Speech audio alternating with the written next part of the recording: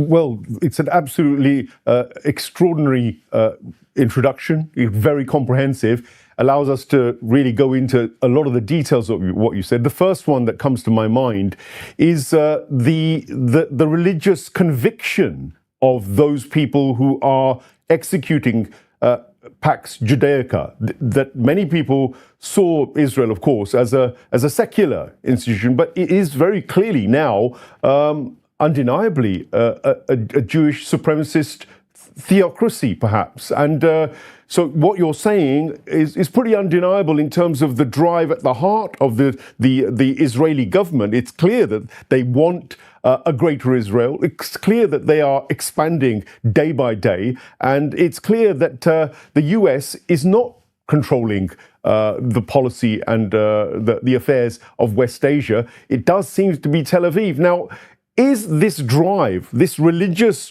drive, people like Smotrich and Ben Gvir, who are, sworn Jewish supremacists, who follow rabbis who also advocate the same philosophy, is it that we're faced with now an Israel which is impossible to control? Because if they have Unit 8200 and they have all these, these capabilities of accessing the internet through AI and through all the modern cyber tech information they have, is it that Western governments are now totally compromised and are really just forced or willingly operating under Pax Judaica? I believe that I am not a solitary voice in the world of scholarship, and that there are many, many others around the world, political scientists, scholars of international relations, so on, who are now holding the same views that I am holding. And that is that Israel is defying world opinion, that Israel is flexing her muscles, and that we are moving towards a great war. Even the Pope in Rome holds the view that we are on the doorstep of a great war. And the great war is somehow or the other always connected with Israel. What is strange, what is baffling, what is mysterious, and what is manifestly embarrassing is that my people would like me to be recognized as a political scientist. They will have no problems with my views, so long as I'm expressing my views with nothing to do with the Quran, nothing to do with Islam. Shut your mouth. Don't talk about the Quran. Don't talk about the Hadith. Speak about it as a political scientist. We have no problems with that.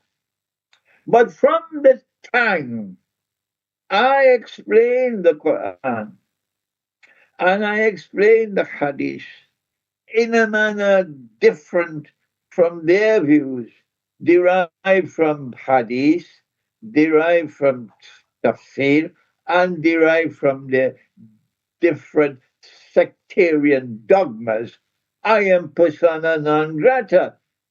They wish I could simply disappear. Most of all, the Salafi. They believe that all of knowledge have already been given by their scholars, the great people who came before. And knowledge is a package which is sealed. All that needs to be done is to transfer that package from one generation to another. There is no need for any new knowledge, any new critical thinking. Imran Hosein is wrong. He's misguided in the manner in which he's explaining the Quran and using the Quran to explain events unfolding in the world and in particular in the Holy Land. So while I am in good company with the rest of the world, I am in bad company with my own people. That is my predicament.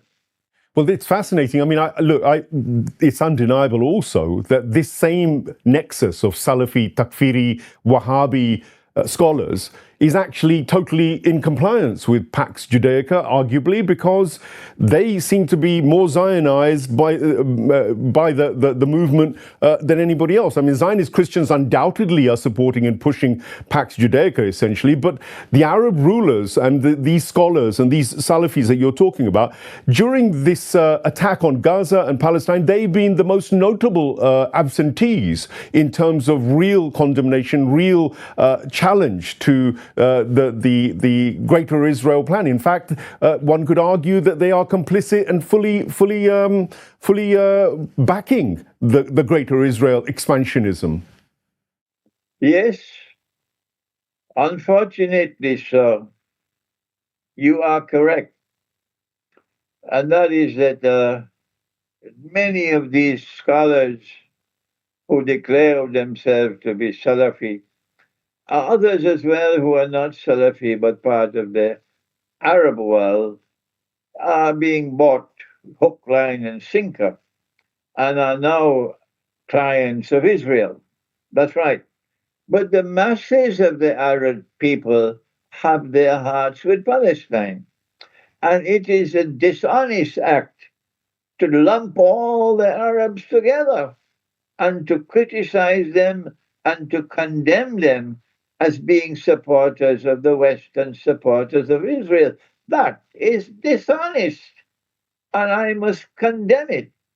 The large masses of the Arab people, if they had the freedom to march to Jerusalem, would be marching with an army, millions strong. That is the truth. So I condemn all these nasty efforts to, to lump all the Arabs as supporters of NATO and supporters of Israel. But yes, you are right about the governments and about the scholars who have sold themselves and are supporting the governments. You are right. And we commend Iran and we commend Ayatollah Khamenei. They can say what they want. I have the freedom to condemn, to commend who I choose to commend. And Iran must be commended for its defiance of Israel, its capacity to attack Israel with courage, and its uncompromising position of rejection of Israel's claim to be a holy state and willingness to make alliances with Israel or to recognize Israel and all that nonsense. My problem with Iran is something else. If Iran had not succumbed or submitted to what I understand is a fatwa from Ayatollah Khomeini, rahimahullah, that the development and use of nuclear weapons is haram. I am to the extent that this is a fatwa from him, and Iran remains faithful to that fatwa. Iran is in problem because the Quran requires us, orders us to build power, to the extent that we can possibly build power.